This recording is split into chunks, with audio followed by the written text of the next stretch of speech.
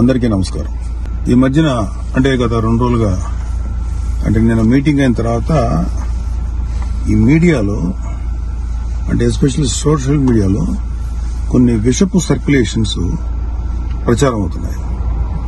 అది చెప్పడం కూడా నాకు ఇష్టం లేదు. ఎవరైనా సరే అలాంటి విషపు సర్క్యులేషన్స్ కనుక ప్రచారంలో తీసుకొస్తే అది చాలా తప్పు.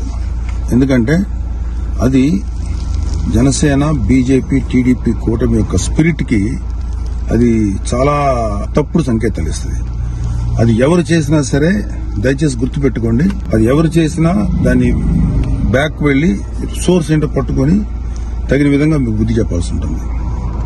ఇది చాలా కష్టపడి పవన్ కళ్యాణ్ గారు, చంద్రబాబు నాయుడు గారు, అటు పక్కన మోడీ గారు, ఇటు పక్కన పురంధరేశ్వరి గారు బీజేపీ నుంచి కష్టపడి తయారు చేసిన ఒక అద్భుతమైనటువంటి కూటమి.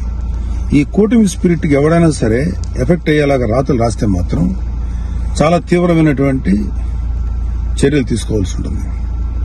దయచేసి కూటమికి సంబంధించిన పార్టీలకు సంబంధించినటువంటి అందరి కార్యకర్తలకు రిక్వెస్ట్ ఏంటంటే ఇలాంటి విషపు రాతల్ని దయచేసి ఎవరు నమ్మకండి. ఖచ్చితంగా ఒక మాట చెప్పగలను, ఇలాంటి రాతలు రాయించేది వైసీపీ ప్రేరేపితమైనటువంటి కొంతమంది వ్యక్తులు తోటి రాయించబడినటువంటిది. ఖచ్చితంగా ఈ సోర్స్ ఏంటో మేము కనుక్కోగలుగుతాం. ఎందుకంటే అప్పుడే దీని మీద ప్రోబ్ చేసి ఎవరు పట్టుకోవాల్సిన ఇంట్రెస్ట్ ప్రస్తుతానికి మాకు లేదు, ఎవరు పట్టించుకోం. కానీ ఇలాంటి రాతలు కనుక ఇలా కంటిన్యూ చేస్తే మాత్రం చాలా తీవ్రంగా ఎఫెక్ట్ చేస్తాం. చాలా తీవ్రమైన చర్యలు తీసుకోబడతాయి. ఇప్పటికే సోషల్ మీడియాలో, వాట్సాప్ లో సర్క్యులేట్ అవుతుంది, నాకు కూడా వచ్చింది. ఫస్ట్ పాయింట్, ఖబర్దార్ ఇలాంటివి కనుక మీరు ప్రచారం చేస్తారు.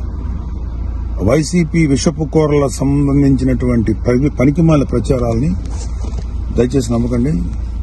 కూటమికి సంబంధించినటువంటి కార్యకర్తలు ఎవరు కూడా ఇలాంటి వాటిని ఎంకరేజ్ చేయకండి.